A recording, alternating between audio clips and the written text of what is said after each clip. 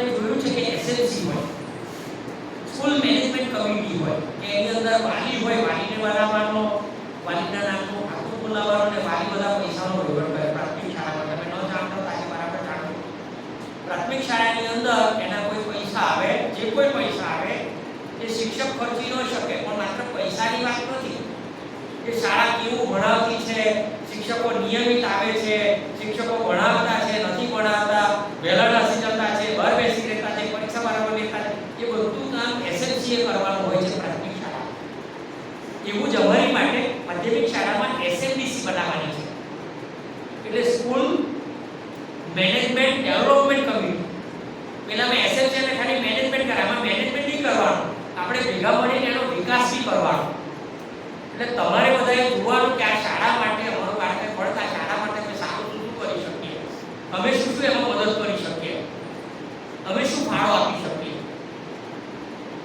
એની રચના આપણે કરવાની છે. એના વિશે પણ મારે વાત કરવાની, એસએમડીસી બનાવવાની, કે સ્કૂલ મેનેજમેન્ટ ડેવલપમેન્ટ કમિટી આખા વર્ષનું સાથે બેસીને પ્લાનિંગ કરે કે આ શાળાનું પ્લાનિંગ શું છે, આ શાળામાં બાળકો પણ એના અભ્યાસ માટે શું કરી શકીએ, એની સુવિધા વધે એની માટે શું કરી શકીએ. આ બધું કામ આપણે મળીને કરવાનું હોય. એટલે અમે આશા રાખીએ છીએ કે આ આપણે કરશું. મુખ્ય વાત કરીએ કે આપ સૌ અહીંયા આવ્યા છો, આપણો આભાર માનીએ છીએ કે તમે અમારી મોટી નોટિસમાં, તો તમે પહેલાથી કહ્યું હોય, એડમિશન લીધું હોય ત્યારે પણ કહ્યું હોય કે પહેલા શનિવારે અમે મીટિંગ રાખશું, ફરજિયાત રાખશું, પણ તો તમે આવ્યા છો એ અમારી માટે અભિનંદન અને આભારને પાત્ર છો. અમે તમારો આભાર માનીએ છીએ. આપણી વચ્ચે એક સંબંધ થાય, તમે અમારામાં વિશ્વાસ મૂક્યો છે કે આપણા બાળકને અમને સોંપ્યો છે, અમારી જવાબદારી થઈ પડે છે કે અમે એની માટે સારું કરીએ, પણ તમે અમને સોંપી દીધો એટલે તમારી અમારી સ્થિતિમાં બહુ ઝાઝો ફરક નથી. ઘેર હોઈને આપણે કહીએ છોકરું નહીં માને એવી તમારી પરિસ્થિતિ હોય, અમે કહીએ છોકરું નહીં માને, એટલે તમે ને અમે હરખા છીએ આ બાબતમાં. એટલે આપણે ભેગા મળી અને આપણે કેવું જીવીએ, કે કેવી રીતે કામ કરીએ કે આપણું બાળક શ્રેષ્ઠ થાય. આપણા બાળકમાં જે ગુણો છે, જે પરિસ્થિતિ રહેલી છે, એની અંદર જે સારા સારા ગુણો છે એ કેવી રીતે બહાર નીકળે અને કેવી રીતે ખરાબ ગુણો એના દૂર થાય, એની માટેના તમારે અને અમારે સાથે મળીને આપણે પ્રયાસ કરવાના છે. એકબીજાને દોષ આપવા કરતા, અને અમને તો અમારી માટે ખરાબ કહેશો તમે સાંભળશો, અમારી સાથે વાત કરશો, હું બહુ સ્પષ્ટ છું બધી બાબતો. અમારી કોઈ પણ ભૂલ હોય તમે આવીને અમને મળશો, અમારી સાથે વાત કરશો કે ભાઈ આ છે તો અમે તમને સાંભળશું, શાંતિથી સાંભળશું અને અમારી વાત કહેશું, બાળકને હાજર રાખીને કરશું.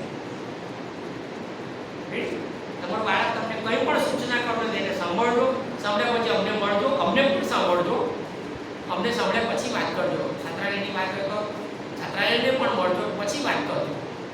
અને તમને એવું લાગે તમે આવીને ગમે ત્યારે મુલાકાત કરી શકો છો. શાળા 24 કલાક તમારી માટે ખુલ્લી છે. આ આપણી શાળા કહેવાય. અમે બધા સાચવનારા છે, પણ આ આપણી શાળા છે અને સરસ થાય એની માટે કામ કરશું. તો આપણું બાળક શ્રેષ્ઠ થાય એની માટે નિયમો પાળવા પડે. આપણે નિયમો બનાવીએ એટલે નિયમો પાળવા પડે. અમારી હોસ્ટેલમાં જરા નિયમો સખત છે, અમે કઠણ છે અને એ રહેવાના જ છીએ. અમારી અમે એવું માનીએ છીએ કે અમે જેલ નથી ચલાવતા. જેલની અંદર શું છે કે તાળું મારી પૂરી દે અને પછી એ કરેલું. અમે જ્યારે શાળામાં એડમિશન આપ્યું નવા બાળકોને ત્યારે હંમેશા અમે બાળકો બધાને સૂચના કરી છે કે અમે એક પણ બાળકને પરહાણે રાખવા માટે તૈયાર નથી.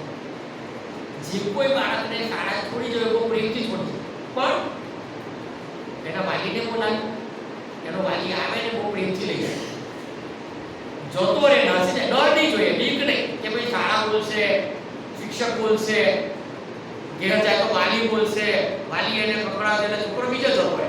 હવે તમે ને હું બેવ દુઃખી માણસો, તમે તો આવીને અમારી પર દોષ પણ આપી શકો કે ધ્યાન શું રાખ્યું, અમારથી એવું નહીં કહેવાય. એટલે મહેરબાની કરીને આપણા બાળકને ખાસ કરીને સૂચના કરજો. નસી અને જવાનું નથી અને ન ગમે કોઈ ચિંતા નથી, બોલાવો વાલીને. તમારા ગૃહપતિ તમને ફોન કરશે, બાર બોર્ડ ઉપર ગૃહપતિના અને ગૃહમાતાના નંબર લખેલા હશે, તમારે બધાએ લખી જવાના અને ગૃહપતિને મળવાનું કે અમારે ફોન ક્યારે કરવાનો. આચાર્ય નહીં કરતા, આચાર્ય રહેતો નથી. તમે મને શનિવારે રવિવાર પર મારા છોકરા જોડે વાત કરાવજો, એટલે મહેરબાની કરીને એમ નહીં કરવાનું. આપ સમજી જાય કે અમે બહુ સિસ્ટમેટિક કામ કરીએ છીએ. એટલે એની અંદર તમારે વાત કરવી તેમને પૂછજો, અને કોઈ પણ બાળકને કે પછી ફોન કરશે તે પછી ફોન કરી આવશે. કદાચ ભૂલી જાય તો બાળક પાછો જાય.